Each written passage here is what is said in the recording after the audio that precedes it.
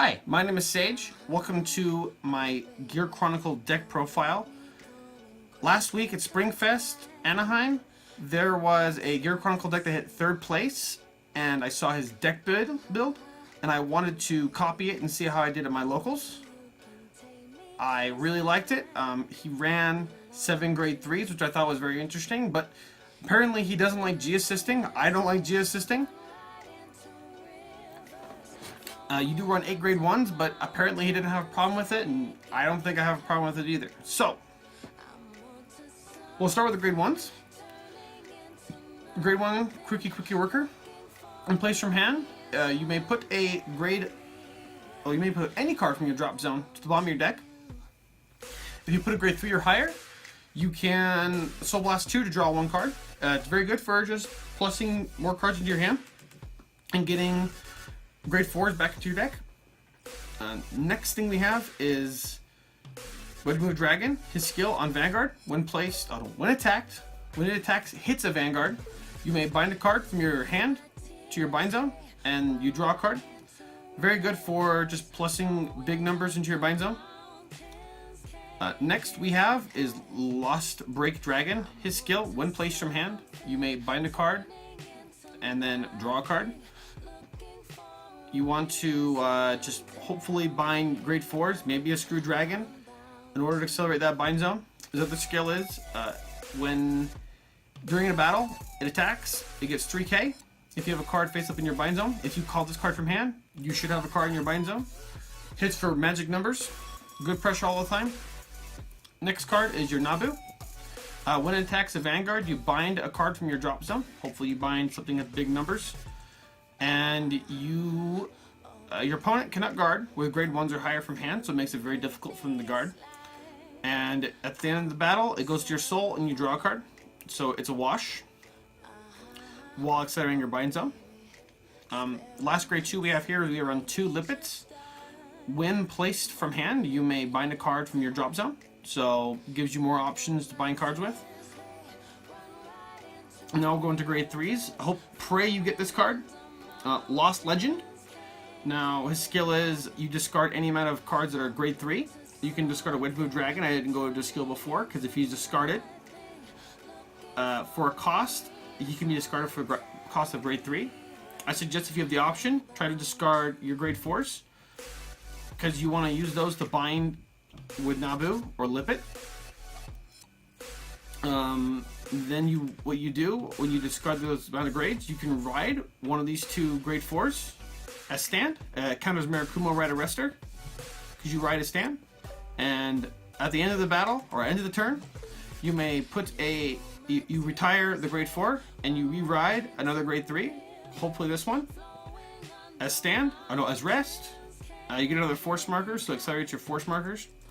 And then the other skill is when rode upon, you counterblast 2 to draw a card. You kind of just want to spam this ability just to keep plussing your hand. It's kind of a terrible thing, but this deck only counterblasts besides Escrude Dragon. And now we'll go into Escrude Dragon. When it attacks a Vanguard, you counterblast 1, bind one of your other rear guards, and you choose one of your opponent's rear guards and you put it at the bottom of the deck.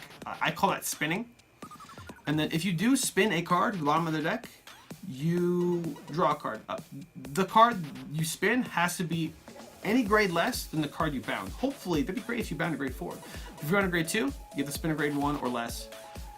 Grade 3, 2 or less. Etc, etc. It's very good for accelerating your bind zone. I rather have this than nothing. If you couldn't ride your Lost Legend, and it does draw you cards in order to maybe draw a Lost Legend. Next, we'll go into our grade 4s. Now, when it's placed, you get the effect depending on the amount of grades you have in your bind zone. So if you have 3 grades or more, you get triple drive. If you have 7 grades or more, you get critical. And then if you have 13 grades or more, you get 10k power to all your units for that turn. And then 19 grades or more, at the end of the turn, you discard all the cards in your hand and you take a second turn. This is a great win condition to look forward to. I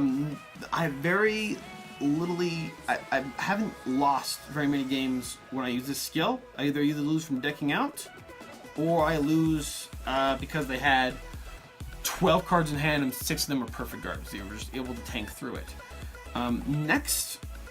Last, we have Idealize Dragon. If you have 1 grade, or more, your opponent chooses one of their rear guards and they spin it to the bottom of their deck.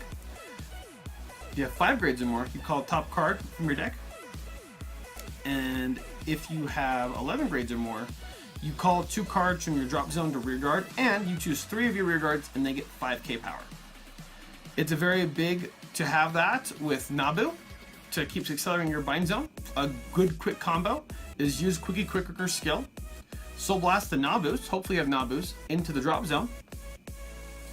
And then you Superior Ride Idealized Dragon with Lost Legend skill, calling the Nabus to rear guard, and then they use their skill to quickly accelerate your bind zone again and keep drawing you more cards. Generally, you want to keep riding Mystery Flare Dragon for the triple drive and consistent power and pressure to your opponent. And that's about it for the combos. I would suggest running 8 crit, 4 heal, 4 draw. If you run any more than 4 draw, you're very welcome to just deck out as much as you like. This deck usually loses to either 1, decking out, 2, bricking, as in G-assisting and missing, or 3, just rush. Now, thank you for watching my deck profile. Have a great day.